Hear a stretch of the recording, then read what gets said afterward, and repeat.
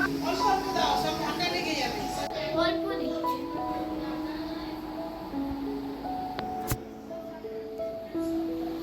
Everyone, আমি ইন্দ্রাণী। আমার নতুন একটা ভিডিওতে সবাইকে অনেক অনেক স্বাগত জানাই। আমরা তো ভীষণ ভালো আছি, আশা করব আপনারাও খুব খুব ভালো আছেন। বুধবার একটা ছোট্ট গেট টুগেদার ছিল, আর সেই উপলক্ষেই এখন রেডি হতে বসেছি।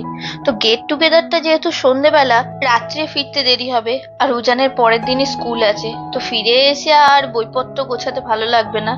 তাই ওকে বললাম পরের দিন স্কুলের বইপত্রগুলো যেন গুছিয়ে নেয়। ও সবসময় ওর বইপত্র প্রতিদিনই গোছায়, ওর সব বইও চেনে কোনটা কি বই, শুধু আমাকে বলে দিতে হয় রুটিনটা যে কি কি আছে। আর বই, কপি, পেন্সিল বক্স সব ও নিজেই গুছিয়ে নেয়, এমনকি হ্যাঙ্কি সবই নিজে নিয়ে নেয়। ও আসলে একটু আস্তে ধীরেই কাজ করে, কিন্তু আজ যেহেতু একটু তাড়া আছে তাই বললাম বাকিটা আমি করে দিচ্ছি, তুই যা। ব্যাস, এবার গোছানো হয়ে গেছে, এবার চটপট রেডি হয়নি। ওদিকে আমি শাড়ি পরার প্ল্যান করেছি। শাড়ি পরতে গেলে তো একটু সময় লাগবে। আসলে আমি জানি না কেন এত বছর ধরে শাড়ি পরছি, তাও এই শাড়ির আঁচল করতে গেলে আমার ওখানে যে কত সময় চলে যায় কি বলবো। তাতেও আমি ঠিক মতো এই আঁচলটাকে করতে পারছিলাম না। পরে এই আঁচলটা খুলেই দিয়েছিলাম, কারণ প্লিট করে আঁচলটা ঠিক ভালো হচ্ছিল না, সব যেন উপর দিকে উঠে যাচ্ছিল। যাক, এখন আমরা বেরিয়ে পড়েছি। উজানের বাবা গ্যারেজ থেকে গাড়ি বের করছে, আর ওই যে দূরে মা রাস্তা পার হয়ে আসছে। তো চলুন এবার যাওয়া যাক। আপনাদের তো বলাই হয়নি কোথায় যাচ্ছি। আমরা যাচ্ছি উজানের জ্যাজার নতুন ফ্ল্যাটে। মানে এর আগে দেখেছিলেন ওই ফ্ল্যাটের পুজোর ভিডিও, কিন্তু ফ্ল্যাটটা তখন রেডি হয়নি বলে সেইভাবে আপনাদের দেখাতে পারিনি। তো এখন পুরোপুরি ফ্ল্যাট রেডি। আর যেহেতু ওখানে সবাই ওই পুজো হওয়ার পর যে সবাইকে খাওয়ানোর ব্যাপার থাকে, তো ওই খাওয়ানোটাই আজকে হবে। তো সেই জন্যই ওই গেট টুগেদার, মানে খাওয়ানো বলতে ওই ফ্ল্যাটেরই আশেপাশে অন্য যাদের ফ্ল্যাট আছে তাদের শুধু নেমন্তন্ন।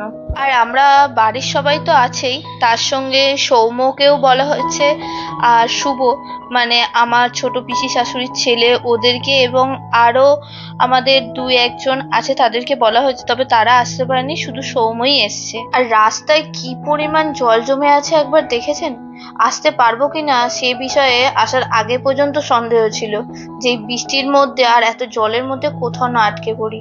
আর এই হলো সেই জগন্নাথ মন্দির, যে মন্দিরের রথের মেলাতে আমরা এসেছিলাম। তার একটা বড় ভিডিও আছে, আপনারা চেক করে নিতে পারেন। আর এই দেখুন, যেদিক দিয়ে যাচ্ছি সেদিক দিয়েই জল। ওদিক দিয়ে গেলাম, লোক বারণ করছে, বলছে এদিক দিয়ে যাবেন না, এদিকে জল বেশি। আর এক দিয়ে দেখতে যাচ্ছি সেদিকেও জল। কোথা দিয়ে যাব? পুরো খাল আর রাস্তা এক হয়ে গেছে, বোঝা মুশকিল। যাই হোক, জল ফল সব পেরিয়ে চলে এসেছি আমরা। আর এই যে অ্যাপার্টমেন্টটার সামনে যে পা দিয়ে নামবে সেখানেও জল, শুধু অ্যাপার্টমেন্টের ভেতরে জল নেই। যাক, এটাই একটা বাঁচোয়া। এবার বাবা তো আগেই বাইকে করে চলে এসেছেন, মনে হয় আমাদের জন্যই অপেক্ষা করছিলেন। আর এই দেখুন, এখানে কেমন কচু গাছ, আর এটা কি হলুদ গাছ বুঝতে পারছি না, জানি না। আর এই যে উজানের বাবা এখানে গাড়িটা রাখছে, ও রাখুক, আমরা এখন ওপরে যাই। খুব বেশি ওপরে উঠতে হয় না, ফার্স্ট ফ্লোরেই। চলুন আজকে পুরো ফ্ল্যাটটা আপনাদের দেখাই। আমাদের সারনেম যেহেতু কোলে, তাই গেটের ওপরে কলেজ লেখা আছে, আর তার উপরে দাদা ভাইয়ের খুব প্রিয় হনুমানজির একটা মূর্তি রাখা আছে। চলুন ভেতরে ঢোকা যাক। আর এই যে ভেতরে ঢুকি, বাঁদিকে একটা কি হোল্ডার আছে, একটা নয় দুটো আছে দেখছি। আর এই দেখুন কি সুন্দর করে সাজানো, তবে রান্নাঘর আর ডাইনিংটা ওই একসাথেই, আলাদা করে নয়। ফ্ল্যাটে ঢুকি, বাঁদিকে একটা মাস্টার বেডরুম আছে, তারপর রান্নাঘর, ডাইনিং, তারপরেই বাঁদিকে একটা ওয়াশরুম আছে। আর এই ডাইনিং এর পরই পরপর দুটো ঘর আছে, একটা ঘর একটু ছোট, ওটা মামপুর পড়াশোনার জন্য, আর তার পাশে আর একটা ছোট্ট বেডরুম আছে। তো চলুন এবার মামপুর রুমটায় ঢুকে দেখি কেমন করে সাজিয়েছে। যদিও এই পুরো ঘরটা মামপু তার মনের মতো করে সাজিয়েছে, বেশিরভাগ পছন্দই মামপুর। তবে এটা যেহেতু পড়ার ঘর হিসেবে করা হয়েছে, ওই এখানে একটা টেবিল আছে পড়ার জন্য, আর পুজোর ঠাকুর রাখা আছে, আর ছোট্ট একটা বেড আছে, যে বেডটায় ছোটরা ঠিক আছে, তবে বড়দের পা বেরিয়ে যাবে।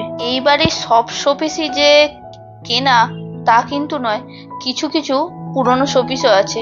মানে ওই 50% নতুন কেনা হয়েছে আর 50% ওই বাড়ি থেকে নিয়ে আসা হয়েছে। আর এই রুম থেকে বাইরে বেরোলেই একটা বারান্দা আছে, যদিও এই বারান্দার আরো একটা গেট পাশে যে রুমটা আছে সেই রুম দিয়েও আসা যায়। তো এখানে ওয়াশিং মেশিন আছে আর দিদিভাইয়ের কিছু পছন্দের গাছ আছে। খুব একটা বেশি গাছ রাখেনি, কারণ এখানে তো সবসময় আসে না, তো ওই জল দেওয়ার প্রবলেম, সেই জন্য। এবার চলুন পাশের রুমটায় যাওয়া যাক। তো এই রুমের যেই সোফাটা দেখা যাচ্ছে এটা হলো সোফা কাম বেড। এটা দিদিভাইয়ের বিয়ের, ওই বাড়ি থেকেই নিয়ে এসছে। আর এখানে একটি তাক আছে, এই তাকের মধ্যে বেশ কিছু ছোট ছোট শোপিস আছে। আর এই রুমের মধ্যে একটা স্টোরেজ আলমারিও আছে। এবার চলুন মাস্টার বেডরুমটা দেখি কিরম করে সাজিয়েছে। আমি তো সেই পুজোর সময় এসেছিলাম, তার উপরে ওই বৃষ্টির জন্য কয়েক ঘন্টা থেকেই চলে গেছিলাম, তাই আর তারপরে আসাও হয়নি। এইবারে একটা অনুষ্ঠান হলো বলেই আসা হলো। আর এই যে শোপিসটা দেখছেন, এই শোপিসটা না মামপুর হাতে বানানো। জানেন তো, মামপু যেরকম সুন্দর ড্রয়িং করে সেরকম সুন্দর ক্র্যাফটও করে। আর এই যে এখানে একটা ড্রেসিং টেবিল আছে, আর ড্রেসিং টেবিলের পাশে এই ছোট ছোট শোপিস দিয়ে সাজানো। আর এখানে একটা বেশ বড় আলমারি আছে।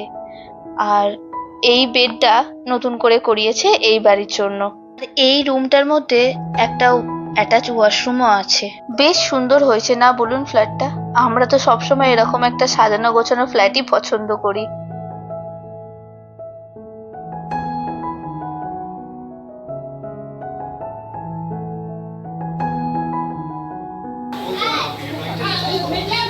এই দেখি মাম্পু, এই মানু তুই এটা কানে দুললে পড়েছিস কেন রে? খুব বড় বড় লাগে। আর এই দেখুন বাচ্চারা সব, এই আশেপাশে ফ্ল্যাটে সেসব বাচ্চারা থাকে। উজান তো এদের সাথে পূর্ব পরিচিত, কারণ উজান তো প্রায় দিন রবিবারই ড্রয়িং ক্লাসের পর ও জেঠুর সাথে এই বাড়িতে চলে আসে। আর এই যে ছাদে খাওয়া দাওয়ার ব্যবস্থা করা হয়েছে, ছাদটাও বেশ সুন্দর।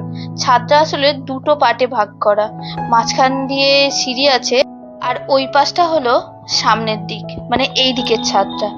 এই দিকের ছাদটা তো বেশ ভালো, তবে এই পিছন দিকের ছাদের ভিউটা বেশ সুন্দর। আর এদিকে একটা ছোট্ট রুম আছে যেটার মধ্যে কারেন্টের কিছু আছে। আর এই ছাদ থেকে দেখুন ওই দিকের ছাদের সবাইকে দেখা যাচ্ছে, বাচ্চারা বসে বসে এখন স্ন্যাক্স খাচ্ছে। এই কি খাচ্ছো তোমরা? হ্যাঁ কি খাচ্ছো? কি কি খাচ্ছো বলো?